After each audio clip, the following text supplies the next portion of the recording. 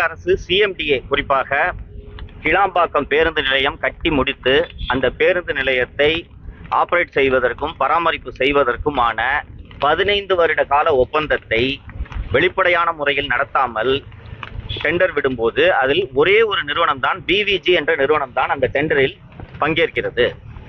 இது போல ஒரு 15 வருட கால டெண்டர், பல கோடி ரூபாய் டெண்டர்கள் விடும்போது ஒரே ஒரு விண்ணப்பதாரர் மட்டும் அதில் வந்திருந்தால் அரசின் கடமை டெண்டர் டிரான்ஸ்பரன்சி ரூல்ஸின் படி அந்த டெண்டரை ரத்து செய்த பிறகே அடுத்த டெண்டர் புதிய டெண்டர் விட வேண்டும். முதல் டெண்டர்ல யாருமே பார்ட்டிசிபேட் பண்ணலன்னா அந்த டெண்டரை கேன்சல் பண்ணிட்டு புது டெண்டர் தான் விட வேண்டும். ஆனால் இந்த விவகாரத்தில் பிவிஜி என்ற ஒரே ஒரு நிறுவனம் மட்டும்தான் இந்த டெண்டரில் பங்கேற்றிருக்கிறது. தமிழக அரசு அவசரமாக அந்த நிறுவனத்துக்கு ரகசியமான முறையில் டெண்டரை கொடுத்ததோடு அல்லாமல் நீதிமன்றத்திற்கு சென்று யாரும் தடை வாங்கிவிட போகிறார்கள் என்ற காரணத்தால் அவசரமாக கிளாம்பாக்கம் பேருந்து நிலையத்தில் முழுமையான பணிகள் முடிவடையாத நிலையில் அவசரமாக கடந்த 30ஆம் தேதி இந்த பேருந்து நிலையம் திறந்து வைக்கப்பட்டிருக்கிறது.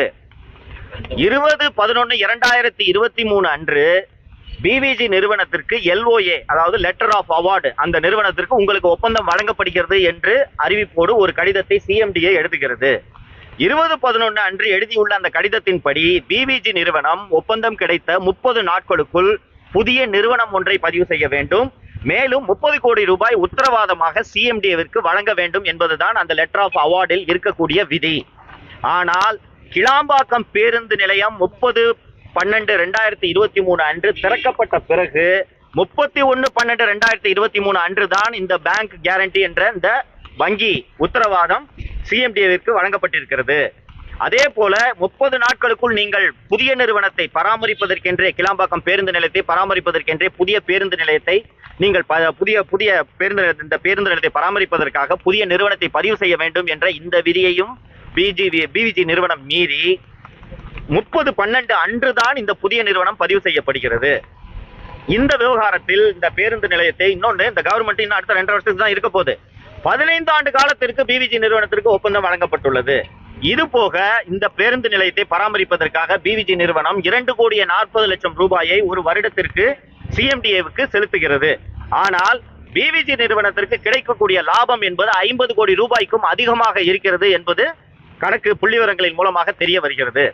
இந்த ஊழலில் சிஎம்டி அமைச்சர் திரு சேகர்பாபு, போக்குவரத்துறை அமைச்சர் திரு Sivasankar and CMDA member secretary திரு அன்சுல் மிஸ்ரா மற்றும் நிதித்துறையின் கூடுதல் செயலர் திரு பிரகாஷ் வடனாரே ஆகியோர் மீது லஞ்ச ஒழிப்புத்துறை வழக்கு பதிவு செய்து விசாரணை நடத்த வேண்டும் என்று இன்று தலைமையக டிஎஸ்பி அவர்களை சந்தித்து நான் நேரில் இந்த புகார் மனுவை அளித்துள்ளேன்.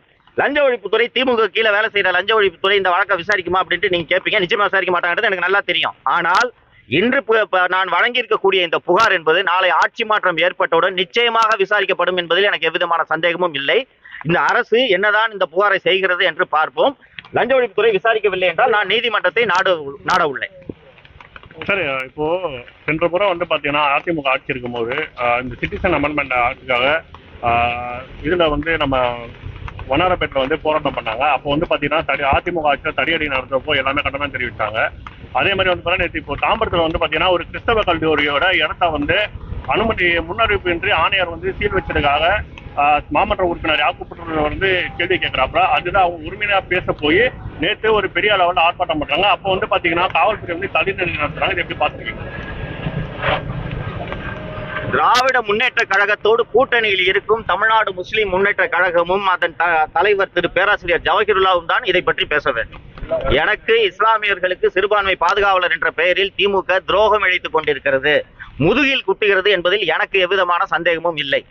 ஒரு நியாயமான காரணத்துக்காக சென்னை கிறிஸ்தவ கல்லூரியை நீங்கள் மூடுகிறீர்களே, ஏன் இப்படி மூடுகிறீர்கள், அது பாரம்பரியம் மிக்க கல்லூரி என்ற காரணத்திற்காக ஒரு தமிழ்நாடு முஸ்லிம் முன்னேற்ற கழகம் ஒரு சம்பிரதாய ஆர்ப்பாட்டம் நடத்திய போது அதில் காவல்துறையை அனுப்பி தடியடி நடத்துவதும் ஒருமையில் பேசுவதும் இந்த அரசாங்கம், குறிப்பாக காவல்துறை முதல்வரின் கட்டுப்பாட்டில் இல்லை என்பதைத்தான் உணர்த்துகிறது. கூட்டணியில் திராவிட முன்னேற்ற கழகத்தின் கூட்டணியில் இருக்கக்கூடிய பேராசிரியர் ஜவஹிருல்லா தான் இது குறித்து முடிவெடுக்க வேண்டும். உண்மையான சிறுபான்மையினர் காவலர்கள் தான் திமுக என்பதை அவர் தான் முடிவு செய்ய வேண்டும். சார், இந்த 2 விவசாயிகள் மீது போடப்பட்ட வழக்கு அமலாக்கத்துறை கைவிடப்பட்டதா ஒரு செய்தி வருது. அதை குறித்து நீங்க அந்த வழக்கு எப்படி இருந்தாலும் கைவிட தாங்கப்படுவாங்க. அதுல ப்ரொசீட்ஸ் ஆஃப் கிரைம் என்னன்றதை பார்க்கணும். அமலாக்கத்துறை அழைத்து விசாரிச்சிருக்காங்க. அந்த விவசாயிகள் காட்டெருமையை கொண்டு விக்கல, காட்டெருமை எலக்ட்ரிக் ஃபென்ஸ்ல அமைச்சு எலக்ட்ரிக் ஃபென்ஸ்ல வச்சு மாட்டிக்கிச்சு, அதை புதைச்சிருக்காங்க. அதுல ப்ரொசீட்ஸ் ஆஃப் கிரைம் இல்லைன்னு என்னைக்கா இருந்தாலும் அமலாக்கத்துறை அதை மூடத்தான் போகுது.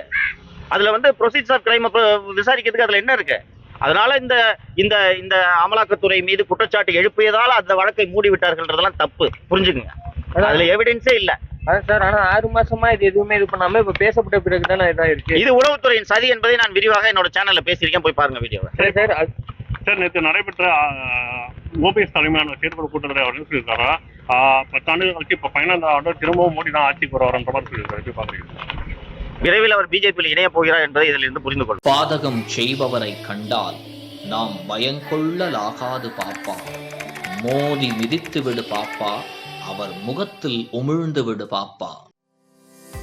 அண்மை செய்திகளை உடனுக்குடன் தெரிந்து கொள்ள இணைந்திருங்கள் இயம்நாடு தொலைக்காட்சியுடன்.